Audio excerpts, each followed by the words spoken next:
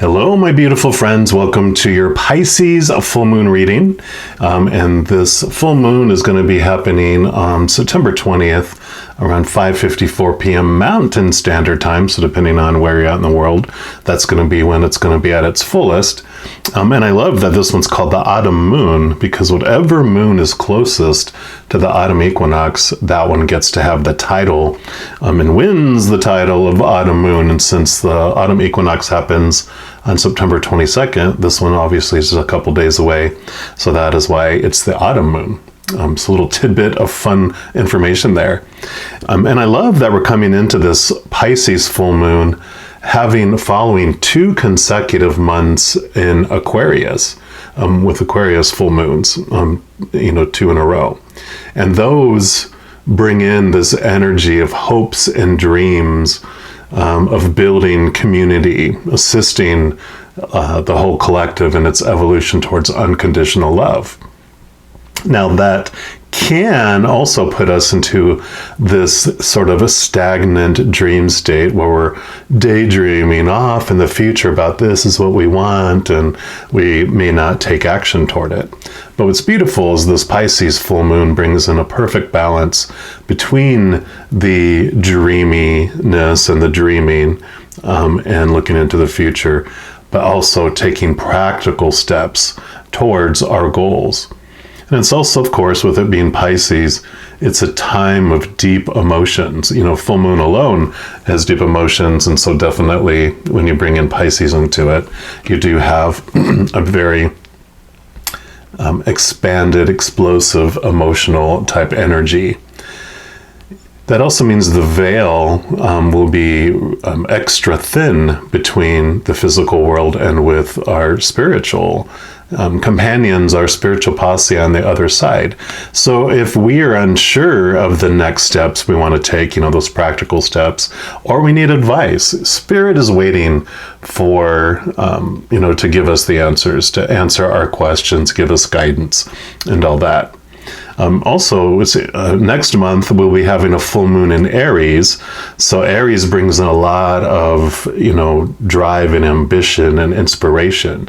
So we'll have a lot of extra energy to funnel into our progress on those practical steps, but also keeping in mind that Pisces, that's the end of the zodiac, kind of cycle, and we're starting a new one. So that can also bring in some possible revisions and alter our course a bit.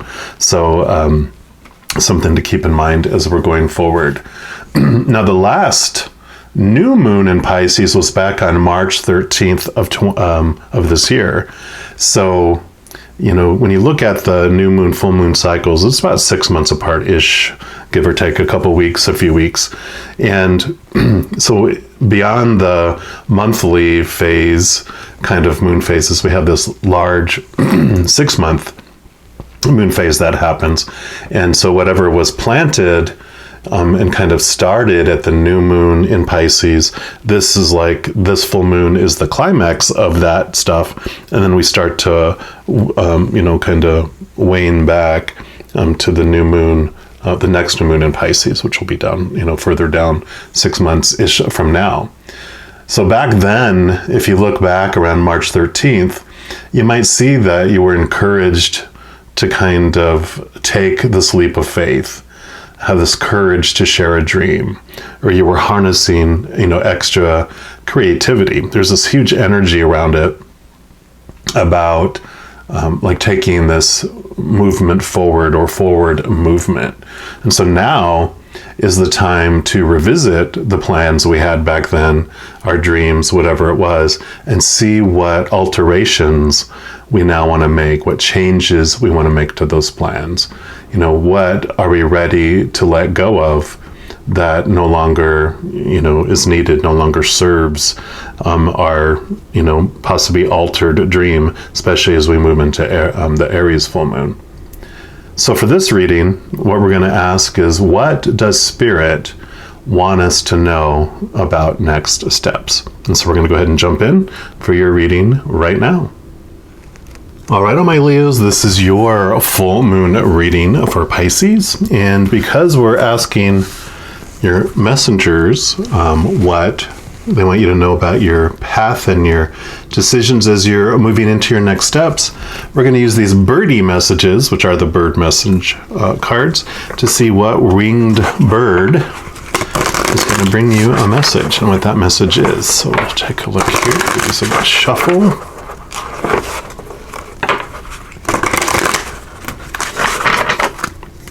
All right, Spirit, what bird is going to bring a message for our beautiful Leos for this full moon period for Pisces? Okay. Nope, they said nope. Okay, they said this one. All right, perfect. And you got the, well, yep, you got the secretary bird. I think that's what it says. Yeah, secretary bird. Be rid of your enemies. Oh yeah, it's stomping down on a snake there. Now, don't take that as a really get rid of them. Just putting that disclaimer out there. This is not encouraging to hurt anyone, but it's about removing the perceived enemy, the villain in your dramatic story, removing them out of your life. And we'll talk about that, I'm sure. But let's take a look here and see what else this bird brings with it here. And it's jump to their page. There it goes. So the secretary bird strides speedily across the African savanna. At first glance, she seems as demure as the perfect clerk secretary, her crest of individual feathers reminiscent of the quills these long ago Victorians placed behind their ears. But Secretary Bird is far from demure. She stamps fearlessly through grassland, seeking fearsome snake and wily lizard. And when dangerous snake emerges from, and when dangerous snake emerges from cover, Secretary Bird is ready. Snake is dispatched with a kick and a stomp and devoured whole. Enemy done away with and dinner acquired in one clever coup. There are times to offer the olive branch of peace, and times when to do so can only lead to disaster. Secretary Bird has stomped into your cards to advise that the time for parleying is over. Instead, say goodbye to undermining lovers and let scheming work colleagues and enemies disguised as friends know that you are putting them firmly and unequivocally at a distance. So yeah, I love that. Because I really feel the message, especially this is about the steps that you're taking towards your dream, and what are those, what are you going to be, like what messages are for the steps that you're going to be taking. And one huge one is, I just feel like you get rid of the dream stompers out of your life, and you stomp on the dream stompers in your life. And so those things that are not serving you and those things are not working for your dream, they're a waste of your energy. And you've, like I said, there's been a time, and you've, because you are rolled by your heart. You're like a huge heart sign, right? And you definitely give a lot of people grace and leeway. But this is a time of like, what? The time for investing all that energy and all those things that are no longer serving you is over, because you are moving on this fast track towards your dream. So, like it said, she scurries through the grasslands and you're in the scurry process and you're like, what? I'm done with those things trying to block my way. I'm tired of things being obstacles. I'm tired. You're tired because you're investing all this energy into like recovering from these people that criticize you and criticize your dreams and downplay you, and you're done. Like they can get on board or they can get off at the next port. So I love it. You're a lion. You deserve that respect. You're the king of your jungle. Anyone comes in and tries to change your jungle around, you're like, what? Go to your own jungle. Don't come messing with mine. All right, and we're gonna pick some cards here from the fairy tarot. And what we're going to do, we're going to pick a card that represents the week before the full moon, the week after the full moon, and then 2 weeks after the full moon. So Leos, for the first week before the full moon, what would you like them to know about their adventure, their journey, their next steps? Okay, actually, we got 2, and then we're going to have here for the week after the full moon, and then 2 weeks after the full moon, please. Okay. So you got 2 cards for the week before the full moon. You've got the 6 of Autumn, and that's going to be the 6 of Pentacles. And you can see here, it's like Christmas. This is about giving and receiving. Normally it says, the good you do comes back to you, an unexpected inflow of money, borrowing wisely or repaying a debt. But really, yeah, this is about giving and receiving. You know, it's a 2 messages here. The first one is just the basic, you know, you give. It's a time to receive, and you're able to do that. So allow yourself to receive, allow, you know, it's like almost like they came to decorate their neighbor's, you know, a house, because they're always helping everyone, and now they're not able to decorate their house for a holiday, and so they did it for them. And, you know, it's like, oh, you know, instead of feeling guilty and, you know, saying, I don't deserve that, no, you got, you know, you shouldn't have, instead of downplaying it and trying to deflect gratitude, say thank you, I appreciate it so much. You don't have to talk about your worth. You can feel worthy on the inside to receive. I also call this the codependent card because there's a message around it, which is totally fitting about letting this go that no longer serves you. You know, you enter into a relationship, and it can be friendships. It doesn't have to be just romantic, intimate relationships. It can be friends and family, you know, because when you enter into it, it's usually adult to adult, and you're kind of giving and receiving equally. But then there's this thing that happens when you're someone that always needs to give. You're considered the enabler in the relationship. I am a recovering enabler in codependent relationships, so I understand. I've been there. I have to watch that I don't go there. And so when you're in that way, you have this belief that I'm not worth anything unless I'm able to give something to someone. Because if I can't give them anything, they're just going to go somewhere else to someone that can give them something. And so I need to be needed to feel safe and secure in a relationship. That's the enabler code. And so what happens is we move from a give and receive to I can only give and you can only receive. And so I start blocking your giving, and I can only give to you. And so you stop giving, and we become this whoosh. Instead of an adult to an adult, you become a parent to a child. And that's the way it feels, you know. And a lot of times you'll be the one that gets put in charge of the budget.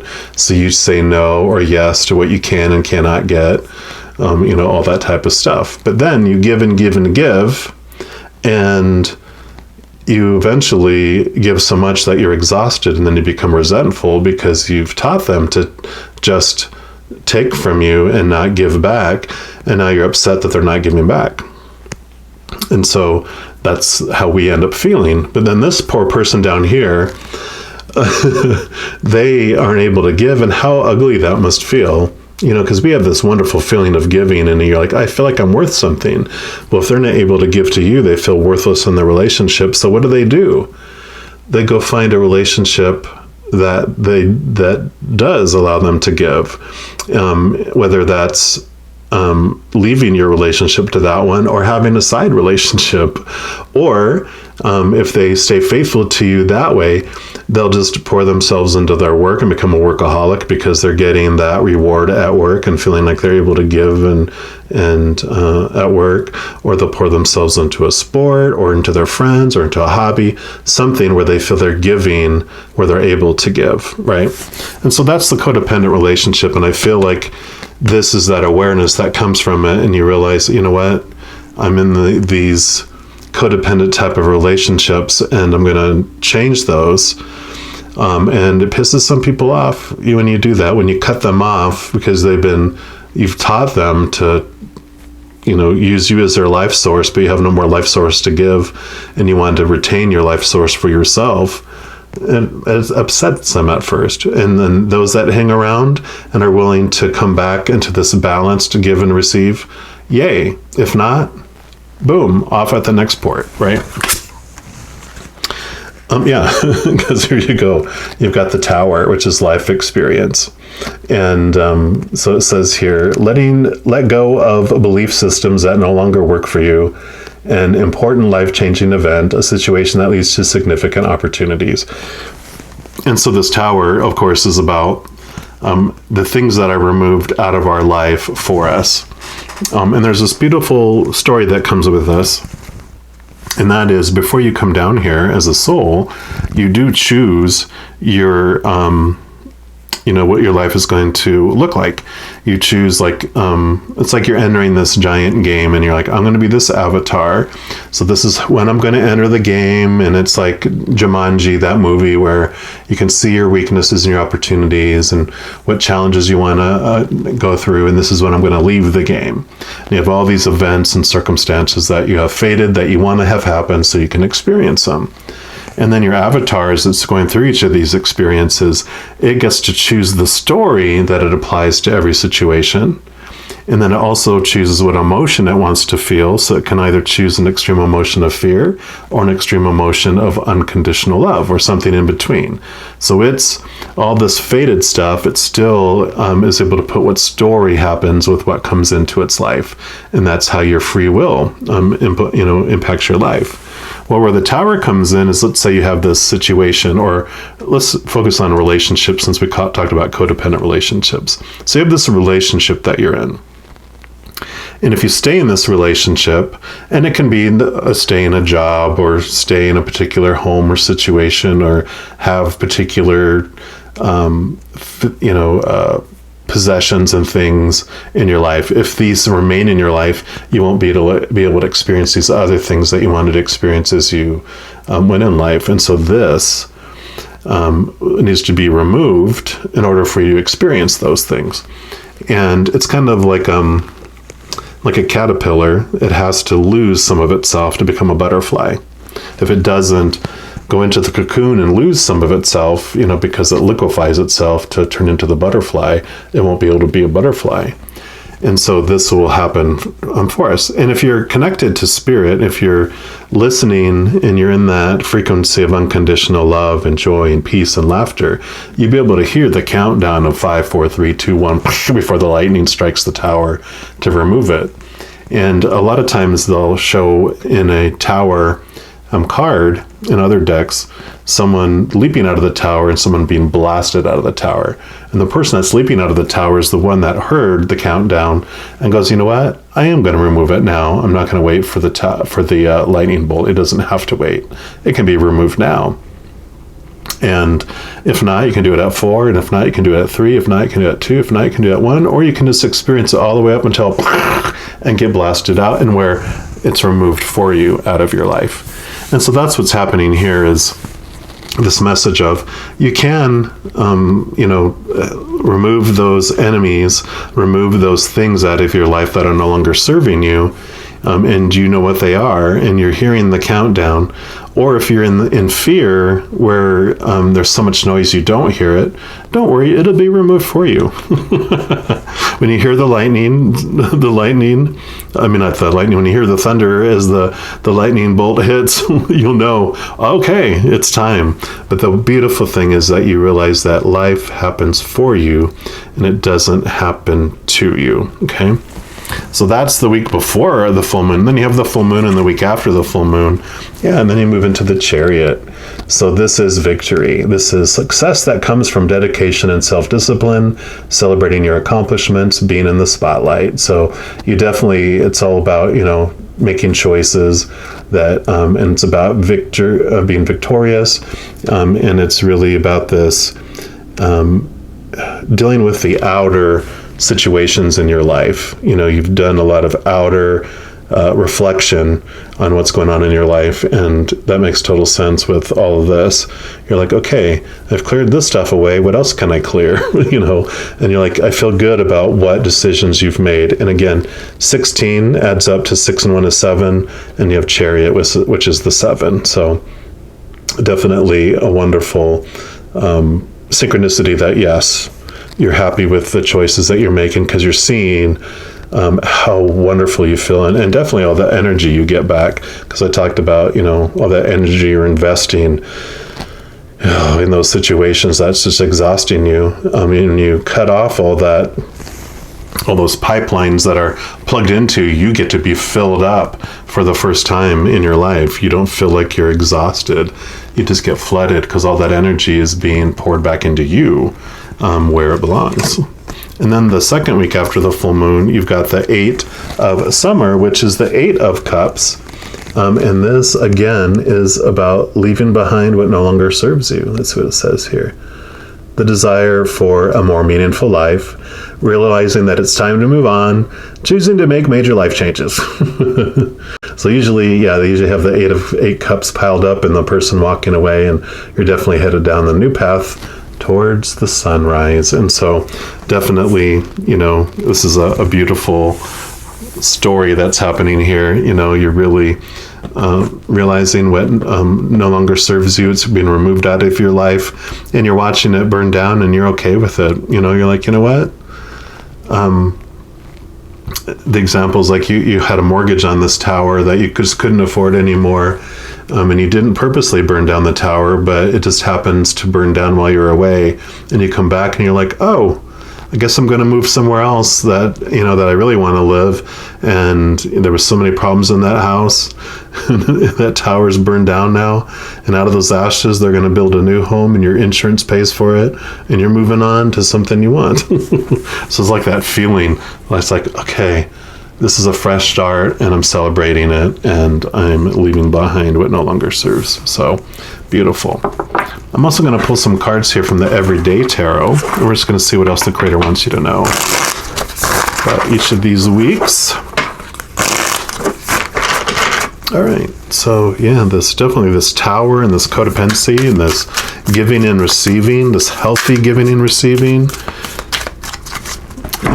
You got the 4 of Swords. Swords are all about your thoughts, your beliefs, your mindsets, your expectations. And so it's about your mind. And I really feel like this is putting your mind at rest. The 3 of Swords by itself is expectations and heartache, heartbreak, disappointments, because of what we were wanting and thinking that we needed wasn't fulfilling to us, and our expectations weren't being met, so we're very disappointed. And the Ace of Swords is what we use to cut away old beliefs and old thoughts. So this is beautiful because it really is representing. Don't you love my English? It's a representation of the,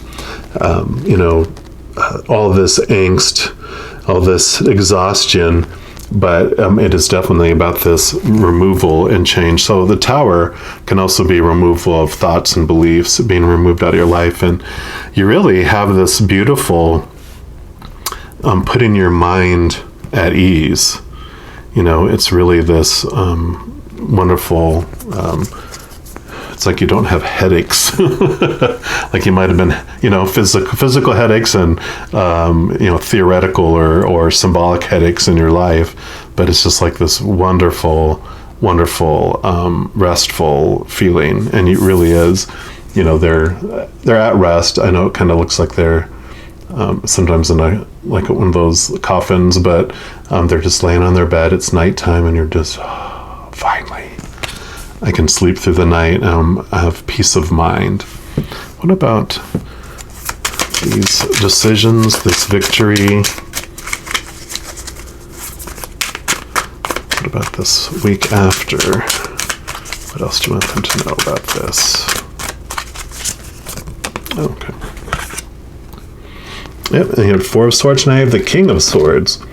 So definitely, the King's at the end of the suit, and so you really have this full understanding and this full mastering of your mind and your thoughts.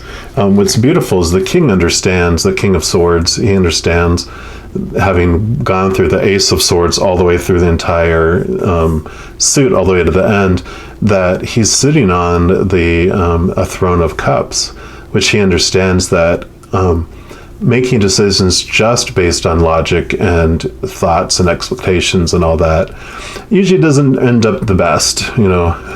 It's not free flowing, it's more challenging. But when you bring in the heart and you bring in the connection to spirit too, it's a wonderful balance. I mean, he has the Ace of Swords in his hand. He knows he can cut away things that no longer serve and things that he wants to let go, but he also keeps his hand extended, which means another lesson that the king learns is keeping open-minded. You have peace of mind, and then it's being open-minded and being able to see that there's other ways to believe, other ways to do things, and you're not so stubborn and set in your ways, because being flexible of mind with an open mind also, of course, brings blessings into people's lives. And then this last week here, okay, those two. What are you ready to leave behind? You got the Eight of Cups, and you've got here's the Eight of Pentacles. So you're ready to let go of doing the same thing over and over again. This is usually about doing the work, and you can see how it's brought you abundance, and it's given you what you needed to have done.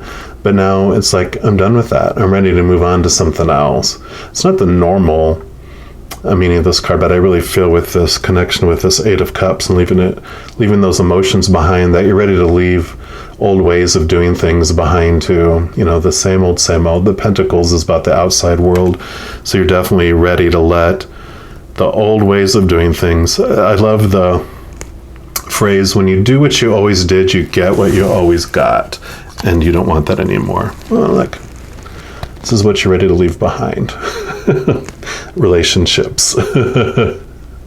So usually I read this card differently, but this is, it can be choices. It can be about connecting to your higher self. But you're also ready to let go of the old ways of doing things. The two cards before in the major arcana are the Emperor and the Hierophant. And those represent, or can represent, like society, the restrictions of supposed to be, should be, needs to be, all that is what the Emperor does on society. It's like, this is what we need to do so we don't kill each other, all living together in a city. Laws and expectations, and it just expands and moves beyond caring into power, And then Hierophant does the same thing for spirituality. This is how you are supposed to interact with the spiritual world, and how you're not, and gates and limitations and all that. Well, the Lovers also represents the first time that you're ready to say screw it to all those roles and ways of doing things, where you become brave enough to do what you want to do and not afraid of those should be's and need to's and supposed to be's and what people are going to think, because you're so passionate for that person or that thing that it's worth it for you. It's worth the risk. And that's like representing what you're ready to leave behind are all the old ways of doing things. So this kind of just really works well together.